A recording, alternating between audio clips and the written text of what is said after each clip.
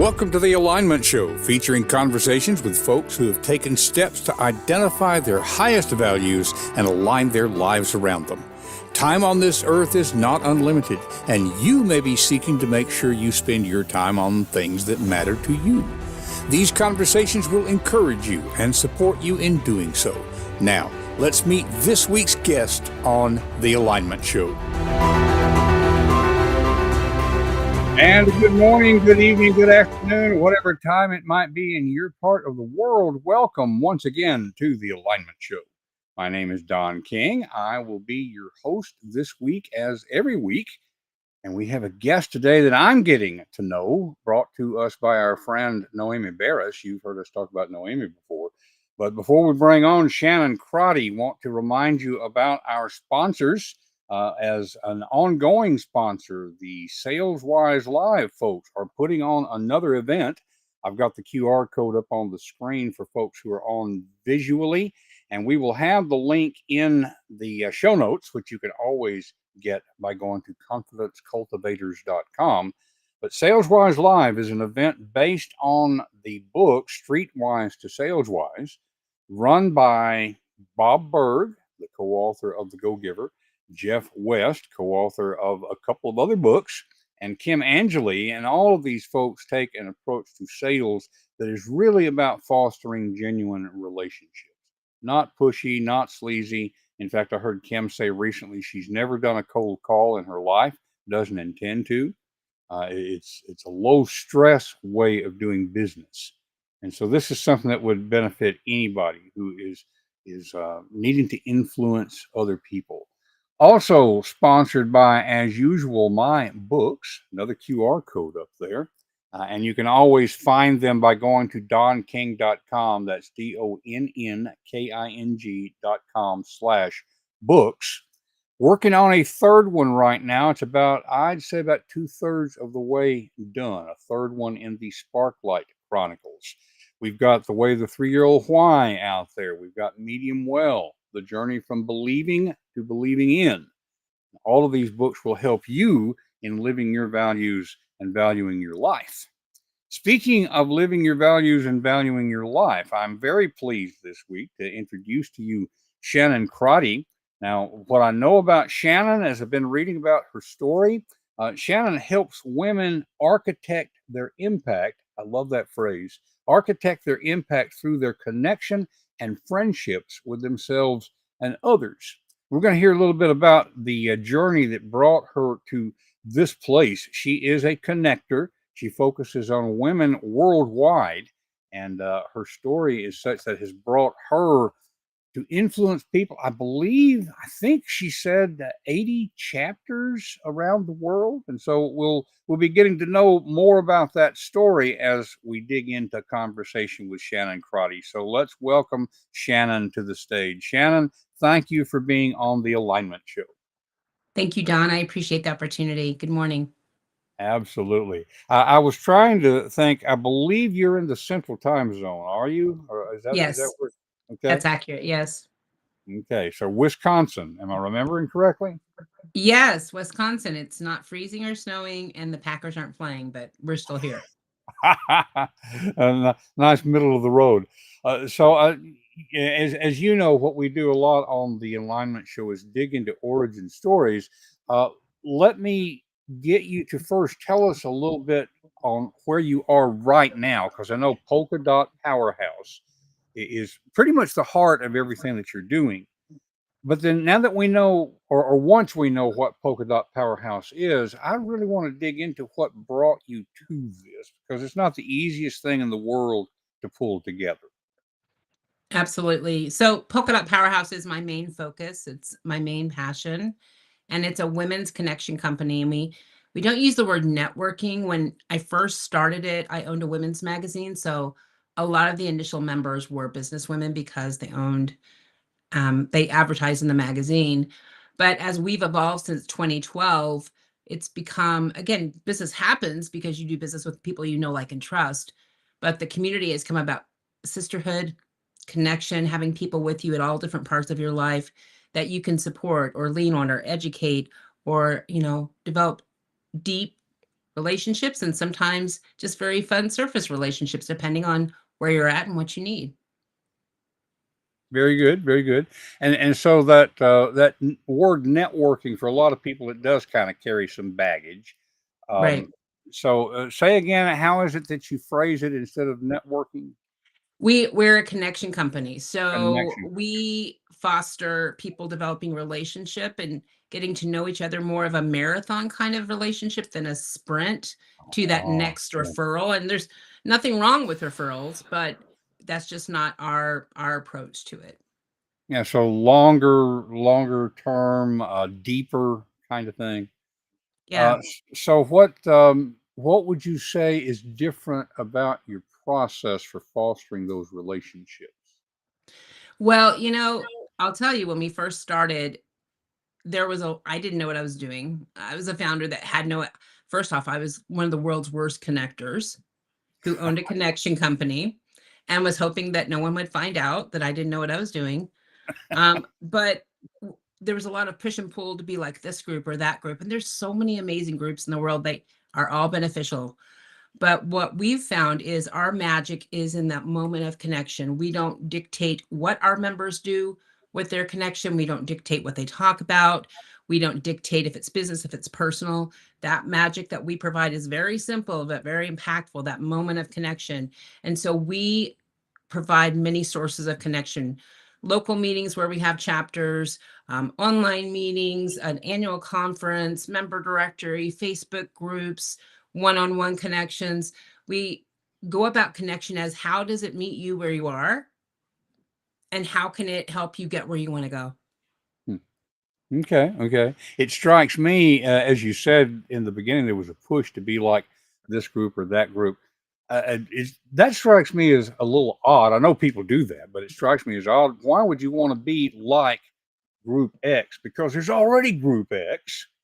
Why would Right. there need to be a clone? And so from the very beginning, you were aware that you needed to be not different for the sake of being different, but there was a gap in the marketplace, so to speak, a different approach. I'm wondering. I know you said that it started as you were running a women's magazine or local magazine. That begs the question about how did you get started with that? I mean, that's not the easiest thing in the world to do. In fact, these days, of course, let's see, that was about 2012, I think you started, Correct. Yeah, and so you were already in publishing at that point. 2012 was a kind of a rough time for publishing. So, it so what was. brought you to that to begin with? Well, it's a good thing I didn't know what I didn't know, right? But I am the queen of jumping off a cliff and building the plane on the way down. Like, having things shoot out of my mouth, thinking, "Oh, did I say that or did I think that? Did that come out of me?" And then not wanting to look ridiculous or not wanting to not keep promises, and then figuring out a way. So even the magazine was, I didn't want anyone. I didn't want to be a publisher. I didn't want to own a magazine, but I wanted to be a reader of a local women's magazine. And Hmm. I talked about it for years, and everybody agreed that was a great idea, but no one showed up. And one day I was in a group, I was a realtor at the time, and I was in a group of about 40 realtors, and I heard it come out of my mouth. Well, if no one's going to do it, I'm going to do it. And I am like the least, if I draw a stick person, you're not quite sure if it's a square or a circle, it's a what is that, right? So I'm not very artistic. And so to even think, like, for me to make graphics would take 10 times longer than anyone else and it would look horrible. Luckily, my creator put people in my path that knew what they were doing. Well, and just being knowing how to bring a team together to fill in for about lack of a better term, our gaps in talent and ability. I mean, it's a team effort. It Um, absolutely is. I say that I stink at 97% of the things. I only have a 3% zone of genius, and that's the way that everybody is. And if I don't try to be all the things, I can have a bigger impact on the world. Indeed, and yeah, that's a real great insight for our listeners and watchers, right there. I mean, that's wisdom. Curiosity, is the magazine still going? It is not. After Polka Dot started to take off and we sold the magazine, It got run and sold a couple times, and then the rumor on the street is a competitor bought it to kill that competition. So it is not in Ah, existence anymore. yeah, yeah, and that happens in publishing not infrequently. Um, but there's again some wisdom there about focus. I think you probably decided Polka Dot Powerhouse is where I need to put my focus. I don't need to split it like this. Is that an accurate assumption? It was a whirlwind. Don, I don't even know if I had that much constructive thought about it. It was one moment, we were I was telling people we could not spread Polka Dot out because I didn't have the bandwidth because I had the magazine because that was my safety net. I Mm, don't have, because I was always afraid, again, as a bad connector who owned a connection company, I was going to be found out. So I did not want it to spread out. I wanted to yeah. stay in the safety of my town where people knew me. So I used that magazine as a crutch. And then just a series of opportunities came up where all of a sudden we had the buyer for the magazine. And my husband, who's a money guy, was like, magazines kind of a pain trying to get everybody to constantly pay their bills and stuff. And all of a sudden, before I, knew it, we were in contract with someone to buy the magazine, which was horribly inconvenient because that's what kept me safe in my little tiny space. So, and then all the people that I had been pushing off said, well, hey, you don't have that anymore. And you said that's the reason why we can't spread out. Okay, fine. We'll find a way. So, It's almost like the business conspired to be successful. absolutely. Well, my Oh my. sister Tina's in heaven, and so I think she probably did a little bit of twisting and turning of things to make sure that I could not keep it from growing. Mm, mm. So I know from the website, and that's really all I know about the backstory with Tina. Uh, let's go ahead and dig into that. I do want to say, even what is this, 12 years later, I'm sorry for your loss. I'm Thank sure it you. feels like it was just yesterday. It does. Without going too far into it, because we have a limited amount of time, but I grew up in a house with a lot of secrets. And so I had a lot of I graduated class of 900 people in Oklahoma, and, I had a lot of friends, but there was a lot of camouflage to be Mm, maintained. And so I did not and one of the reasons I was a bad connector is I we didn't have people to our house. You didn't give out your phone number, all those things. And so when I got home though, Tina lived in my house. So all that camouflage that I had up, it was like taking a deep breath and letting it all go. And so with Tina was really my first experience being in a relationship where you could relax and just truly be yourself. mm, And my sister Tina passed in 2010, and it was like someone kicked the leg out from under my table. She was one of my pillars and she was an older sister, 3 years older, my only sibling, and she was really a source of my stability, my comfort. She was one of those people that really comes into your life, or was there in the beginning, I guess I should say, and mm, really is one of those pillars. And so when she passed, it was really hard, but she's continued to let me know she's there. We say every new member of Polka Dot is a sister that my sister Tina has sent. And sometimes I'll find out how someone found us and I'll be like, Tina worked hard on that one. yeah, yeah. Wow. And I mean, just to have that continuing sense of support and presence, I can see how that would infuse itself throughout all of Polka Dot Powerhouse. It does. So as you, and I believe this is on your website, as you were thinking about this business, what was the magazine called, by the way, if that's okay to mention? Are you familiar with Seinfeld? It was called Queen of the Castle magazine, Okay. Okay. Yeah. and it was a lot like Polka Dot, positive, inspirational, but it was in print. So it was about local women here. And Tina, I'm a visionary with no detail skills. So I have Pop Rocks brain, like that candy you used to put on your tongue, the Pop Rocks. Yeah. That's Yeah. my brain all the time. And we kept hearing from readers that said, "This is really cool, but how do I meet people? Like, instead of just reading about them, how do they meet them?" And of course, I was a bad connector, so I didn't know what to tell them. And over time, I believe when you keep hearing something over and over again, it's a call to investigate a little more, check that Mhm, out. And mhm, so over time, I started thinking, what is this about? And it had been about 2 years since Tina had passed. And one day I was upset about something unrelated. I was crying and I'd pulled the car over. And I remember praying to my sister, Tina, I just need your help and I need your guidance. And all of a sudden, the name Polka Dot Powerhouse was in my head. And so I knew this was sent to Tina. I didn't know initially what I was supposed to do with it, but I knew Tina had sent me this name in Mm, some kind of effort to help me. I'm a real strategic person, even though I don't have the detail skills. And so my brain, was just churning. And I'm married to the most amazing man, but he's very analytical and logistical. mm, And I've learned as a visionary that you got to play to your audience, right? mhm, If mhm, I give out an idea initially when I'm thinking of it, and his zone of genius is is questioning and execution and the details. If I don't have some bases behind it, he can't support me in it because he can't quite grab it in his brain.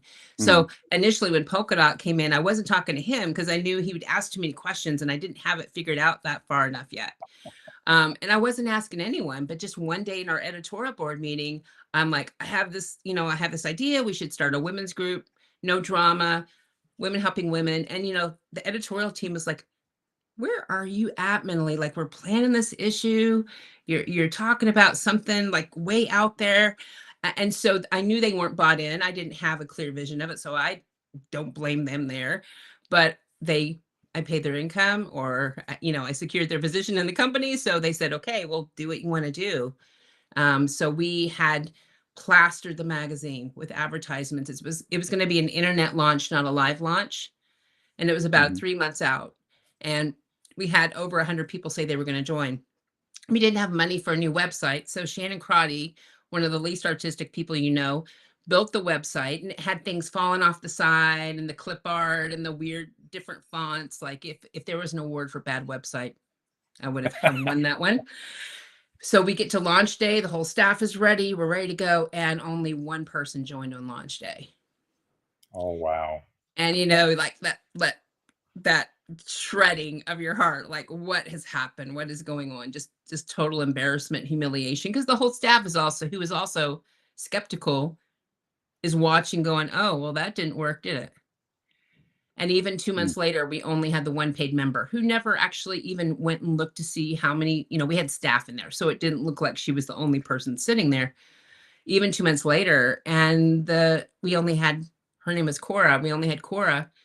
And the staff, of the magazine said, you got to do something. You got to call this. This was just a bad idea. We all have bad ideas. It didn't work. It's embarrassing. And I listened to him and I said, I know you're right. And there's no evidence this is working, but there's just something in my gut that's saying that we're not supposed to quit. mm. And I'm gonna believe in myself. I'm gonna believe in Tina. So I said, even if we just have the five of us at a meeting once a month having lunch, this is what we're doing. And so, now we're just right at 3,000 members across the US, UK, Canada, Australia. Mm, Sometimes mm, I think it very, very seldom starts the way that you envision it's going to start, as this shining success story. It normally starts looking like a big pile of rubble, mhm. and something grows out of that. So for you, it was the sense you couldn't put a logical finger on it, but the sense that Tina was supporting you in it, and we just need to hang on. But was that the primary thing, or did you do something different in order to attract people? Because initially you were meeting in person, right, on a regular Right. basis. Yes. It it was a combination. I wanted to trust my sister.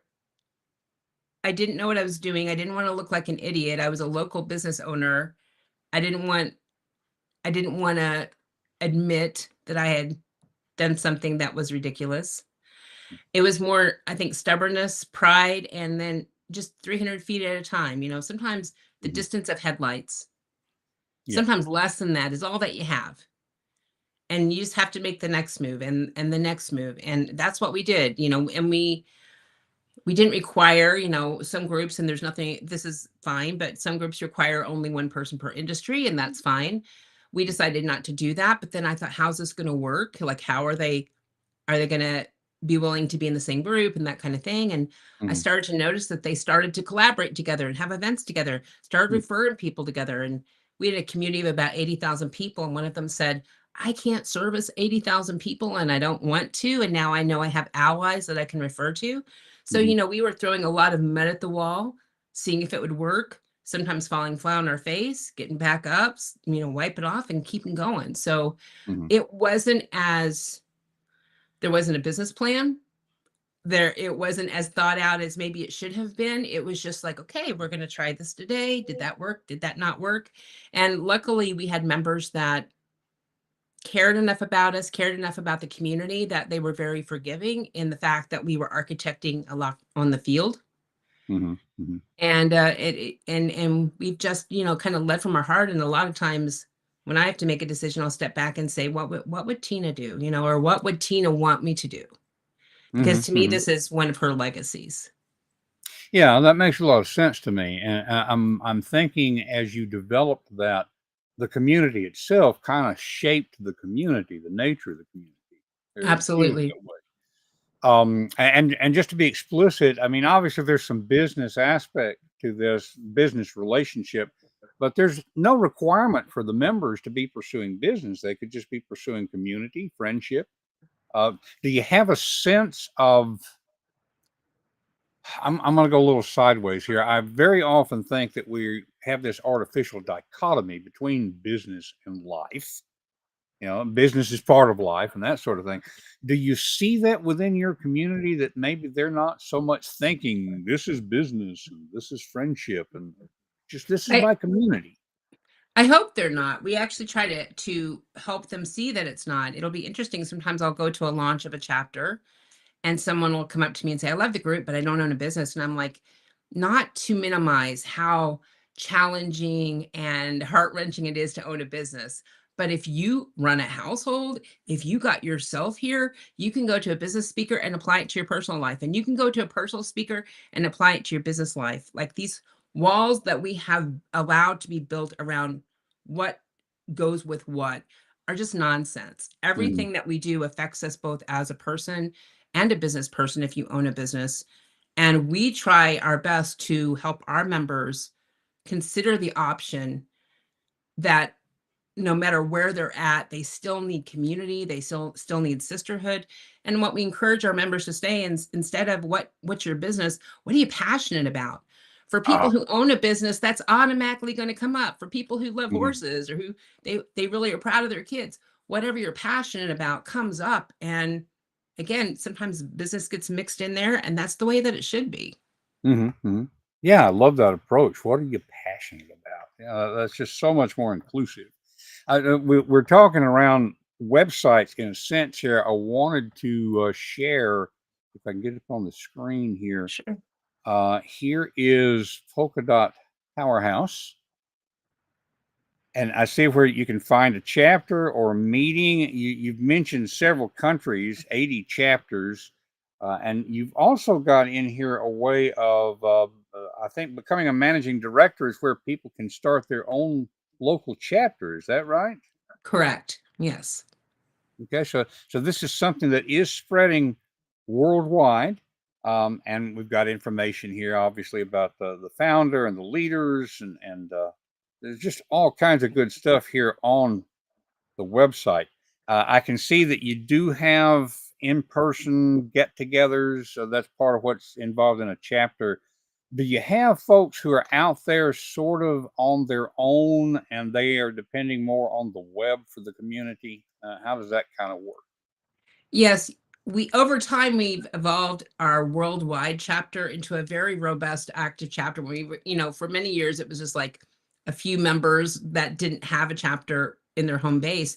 Now that worldwide chapter has probably close to 200 people in it, Hmm. and they meet online. They have they have their own things that they do, just like a normal in-person chapter would, but online. And it's a very active, inclusive chapter now. So there is like a way for even people who don't have a local chapter near them to really get involved in the community. And the community, I'm really proud to say, it's granted you get out what you put in, but the community is so welcoming. It's like the first day of when someone new comes to school and everybody's, it's sometimes I'll see in the members group someone saying, I'm visiting, I'm in Boston, let's say, but I'm visiting Dallas. Mhm. And they'll say, anybody in Dallas want to meet? And it's like they're holding a parade for them, right? Like I'll watch the message stream and think, oh, this is just so cool. Wonderful, wonderful. Yeah. I can't help but wonder if, in an odd sort of way, the pandemic might have helped to grow the worldwide chapter, so to speak, because we got used to going online during the pandemic. It became much more of a normal kind of thing. It was both helpful and hurtful. So like the year that we were affected by the pandemic was not 2020, it was 2021 because people were so zoomed out. Like I can't do Mm, one more Zoom, right? So yeah. we luckily were able to we were already doing things on Zoom before the pandemic hit. So we were kind of ahead of the game in that our members were used to that. So that was Mm, very helpful during the pandemic. After that, some areas of the country and the world opened before other areas. So some areas were open and they were having live meetings again, other areas were still shut down. So that was just a really interesting, I think for everybody, that was just a really interesting time. But after in 2021, we had to convince people who weren't open that look, Zoom is not the devil. You can still make connection here, right? You're sick of mhm, it, but this is still what we have. So it both had its pros and cons, but at the end of the day, it still helped us stay connected. I did something crazy, Don. I was on the way back home from a launch when they announced the shutdown, and my heart was just like, oh, we got to do, we are about connection and this is pulling away connection. What are we going to do? And I was tired, I was sleep deprived, and I was stressed about it. And I live in West Central Wisconsin, but I fly out of Minneapolis. And I get in the garage. We've landed. I get in the garage. I do a live just to kind of talk to members. And all of a sudden, I hear that come out of my mouth, something come out of my mouth to support you during COVID shutdown. And we're going to do a Zoom every day for oh, whoever wants wow. to show up to come. Well, Mhm, I'm an ambivert, so I love people, but I also get peopled out easy. mhm, So then I spent the rest hour and a half drive home hyperventilating. Like, what have you done? How are you going to do a Zoom every day? You get peopled out. Like I was just like I was a nervous wreck that I'd made this announcement, but it turned out that's what I needed too, mm, because it made us all show up every day. You maybe you were pajamas on the bottom, but you had to at least look presentable on the top. And it gave you something to look forward to every day. So our community is really good at being creative to make sure that we're helping each other, keep our heads above water some days. mhm, mhm. There's many things in your story, Shannon, that makes me think that you had a genius and didn't realize it. I mean, it's like the genius comes out ahead of conscious thought. Uh, Credit Tina for that, maybe. Yeah. Yeah. When I was little, I was so shy that if someone spoke to me, I would start bawling. And even in school, I was pretty shy. And so my mom, who's in memory care now, but when she still had a lot of her thoughts, she would say, "It's so odd that you speak in front of thousands of people now," because she said you couldn't inch a word out of your mouth. I think I spent a lot of time as a kid absorbing and learning from others. Hmm. I used Hmm. to have a recurrent dream that I was yelling and screaming and there was no sound coming out of my mouth. I Yeah. don't have that dream anymore. Yeah. Yeah. Well, and two things occurred to me. Let me see which one's going to get out here first. One, just a quick question, because you and I don't know each other, but I Right. would describe myself in very similar terms. I call myself a social introvert. I really enjoy being around people, but it drains my batteries. And Absolutely. so, uh, one thing is given that, what led you into real estate in the first place? Because it's not stereotypically what you think of for a social introvert or an ambivert. Now, I know, there's lots of material out there for introverts in sales. It's running counter to a stereotype. But because of that stereotype, what led you into real estate to begin with? Honestly, we have a special needs son who's an adult now. Mm, But at the time, and he's autistic and he's 32, but he's actually mentally more 8, 9. At Mhm. the time, my husband worked nights and I needed to work days, and I needed something that had flexibility of schedule. And Makes so for sense. Yeah, me, for us, it was a perfect makes a lot of fit sense. that would be. The But other as a thing person who was is, bad, oops, sorry, Don, you froze. oh, no, go ahead, go ahead. Finish your thought. But the other thing is, I enjoyed the connections, of course, when I was in real estate, but there's a lot of details and contracts with real estate. So I was always a nervous wreck. I was hiding it well, but I was a nervous wreck in real estate. But it was mainly for the schedule. Hmm. And see, I find it interesting, and I would relate the same way, that it wasn't the people aspect; it was the detail aspect. I just really relate to that. Yeah. The other thing is sort of a comment and seeing how this fits with your experience. I teach public speaking skills to clients and students, and I'll frequently hear people say, I don't want to speak, I'm an introvert. And my response is, introverts, it's really two things. One is, where do you get your energy, which is what we've been talking about. But the other thing is, how do you form your thoughts? Introverts want to form their thoughts before speaking, extroverts form their thoughts by speaking. And so I tell people, public speaking is, and professional speaking is ideal for introverts. The hardest part for me of a professional speech is the before and the after, because you can't prepare that. Now, Right. it's not so much that it's unscripted, but it's just different. When I'm on stage, I'm in control. And so it really is a great profession for introverts. I'm wondering how that fits then within your experience as you're talking about being an ambivert and on stage, your mother's comments, that kind of thing. Right. For me, I'm a bit of a unicorn because I can't prep too much. Hmm. I know my story. I know my experience with connection and finding friendship and finding strength to launch something, and that's generally what I speak on when I speak to audiences. If I am not a person, and I'm a person that I call it a George Washington speaker. If you Hmm. told me I was going to talk about connection, and then 5 minutes before you said, "Sorry, now you're going to talk about George Washington," I may not know much, but I could talk and make it sound like I knew what I was talking about for an hour, thankfully. So I'm a person that if I prepare too much, I start, I can't, if I memorize things, like that's not how my brain works. Right, The right. things I'm speaking on are experience and tools that I've learned. And when you know your own story, you don't got to memorize it. So the Hmm. part of me, like the introvert part, it's still though the before and after. Hmm. I'm fine once I'm on. I'm fine once I'm talking, but I am breathing in a bag that hour before. Yeah. That's for sure. And I'm fine as and then afterwards I am like spent, right? The time that I'm on, I'm enjoying it. I'm in the zone, I'm doing well. And it's the before and after that is my Achilles heel.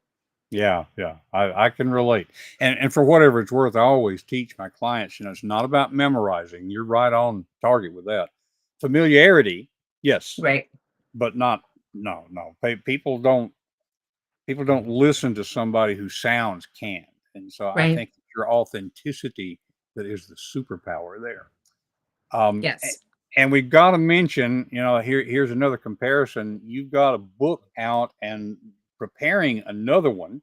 Actually, I Yes. pulled that up on Amazon. It's certainly not the only place to get it, but no one is peeing in the deep end. And minor question, curiosity: how did you get that pose for your picture there? That is actually so my brain is just really, I don't know if it's unique or I've only one that does this. When I have an idea, I see the picture and I usually have a title first, and then everything else develops around it. And I saw Mm, this picture in my head, and I was luckily able to find someone who did underwater photography. What was interesting about this shot though is I didn't realize how hard underwater photography is. It is not easy. And I was in a heavy suit and they had weights in my pocket and I could not get my body down the 9 feet. It was a 9 foot pull. I couldn't get my body down far enough to shoot myself back up. And after about an hour, I was like starting to hyperventilate, and I didn't even really care what we got at that point. And I looked behind me, and this ladder that had been there the whole time, we suddenly figured out that I could push myself all the way to the bottom and then go that way. But even by the end, I'm like, just get something, right? This is much harder than it was in my head. But when she sent the final images, the shot that we got for the cover was the exact shot that I had seen in my head with the shoe falling Wow. off. Because we Yeah. kept trying to make the shoe fall off. Well, and then she'd be like, wait, your arm did this time, but you forgot to do this. And so I'm not, that's too much detail. So I was just glad. But when we got it, it was the exact shot that I Mm. had seen in my head. I'm glad I asked that. That was almost a minor question, but I love that story. The dedication involved, and I understand what you're saying about detail, but I mean, this was really attention to detail in a big picture kind of way. No pun intended. Right. Um, so tell us a little bit about the book. I'm sure it comes out of your experience of real estate and magazine and Polka Dot Powerhouse. What's the benefit to somebody to read this book? So for me, when we were launching, I'm looking at all these CEOs and founders, like they come out of the womb like the, oh, here they are.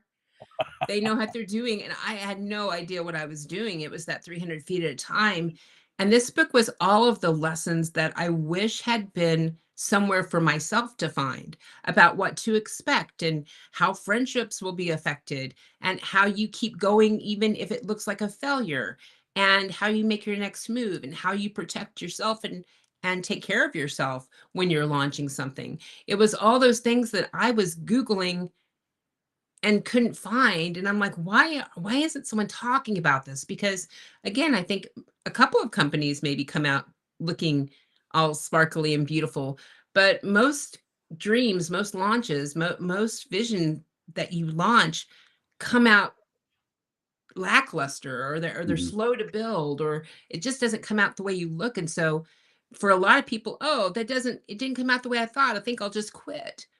Right? And Yeah. so how do you keep going? There's a lot of questions that we aren't talking about. And to me, not that we want to air dirty laundry, but the more as leaders and the more as business owners we're talking about the hard parts, the more that we're helping those who are beside us and behind us coming up and helping them be successful too. Mhm, mhm. Okay, wonderful, wonderful. How long has that book been out? I didn't look at the publication date. It came out in 2022. Okay, and so you've got another one that you're working on. I don't have the title in front of me right now, but you had mentioned at least a working title. Tell us about what's coming up there. I can't release the title. It's a very unique title, and my publisher's like, "Don't mention the title. Someone will Don't put grab it it out for there. their Okay. own book." But it's a book about finding friendship as an adult. And I think that, Mm, mm, I was doing some research for the book. I don't know about men, but there's at least 60% of women who admit to feeling loneliness on a consistent basis, mhm, even while mhm, we're full of social media and people around us. And so we do have something that, another thing that we should be talking about is how to build, especially now that we are a little bit more disconnected, right? mhm. How to build and foster friendships as an adult. Wonderful and truly fantastic. There's a lot of studies on loneliness as an epidemic. So Right. this is very much a needed book. I'm assuming, and we haven't shown your website just yet. Let's see here. Let's share that one also. I'm assuming when the new book is ready that it will be available through your website. So Absolutely. Yes, it will. uh, there's the current book, and so we'll have this on Yep. here. So folks, you're going to want to bookmark shannoncrotty.com. We'll mention again, we're going to have links in the show notes for all of these. I'll have a link to No One is Peeing in the Deep End on the show notes. But you're going to want to come back to this episode. Do you have a sense? It says, let's see, coming fall 2022. That's about the current book. Do you have a Yep. sense of when the new book would be coming out? It'll be for I'm finishing the book right now, so it'll be first quarter of 25. First Yeah. quarter 25. Okay, very good, very good. If you remember, when you have that book out, we'll bring you back on the show again because I'd love to dig into that whole idea of fostering friendship in adulthood. I know your focus is especially on women, but the need and the lack is throughout our world, especially our Western culture. Right. Absolutely. Thank you. Yes, I would Absolutely. love to. Wonderful. Well, Shannon, it has been great getting to know you here on the Alignment Show, and I know this is useful to our listeners. I like to wrap up by asking, usually I'm a generalist. I'm talking to somebody who is specializing in something. Usually there's something that you wish that I had asked that I didn't. So the question is, what do you wish I had asked, and what would your answer to that be? Oof, that's a good you're a great interviewer because I initially don't have anything, but I think a question that is always beneficial and impactful for people is what I want people to know. And what I want people to know is that you're not broken. You don't need to be fixed. You were built the way you were built to impact the world in the way that you can impact it. And make better friends with yourself, get to know yourself, trust your gut. And even if you have to move 300 feet at a time, keep moving because it often looks darkest before the dawn. Mm, mm. Great advice. Great advice. Well, thank you so much for being on here with us on the Alignment Show. We're all about helping people to live their values, to value their life. And I think you are a great example of that. You have taken those difficult steps in order to do that. So thank you on behalf of your audience. Thank you, Don. I appreciate the opportunity. It's been great. Very good. If you'll hang out in the green room for just a moment so I can thank you properly, I will tell people about what's coming up in the future here. So Perfect. just hold on a bit. And folks, this is one of the reasons that I do this show. I mean, as I told Shannon before we started broadcasting, it gives me an excuse to have conversations with people that I otherwise wouldn't get to talk with. I mentioned in the beginning that our friend Noemi Barris brought us together. She just told me a little bit about Shannon and what she was about, and I said this sounds like an interesting conversation. And I have been so encouraged myself by this conversation. I hope that you found it to be the case as well. Now, I'm looking at my calendar because, as sometimes happens, I forgot to look before we got on here, and I don't have written down who it is next week. I know that we do have a guest lined up on July 5th. So I'm just going to leave it that make sure that you stay connected to confidencecultivators.com. Let me change the crawl here for folks who see us visually. There we are. Our show notes at confidencecultivators.com will also have upcoming guests there. A little reminder that we are taking August off because we are revamping the show a bit. We're going to recorded episodes, and we've already got several guests lined up for those recordings. So stay with us here at confidencecultivators.com and the Alignment Show, where we seek to help you to live your values so that you can value your life. And we will see you next week on the Alignment Show.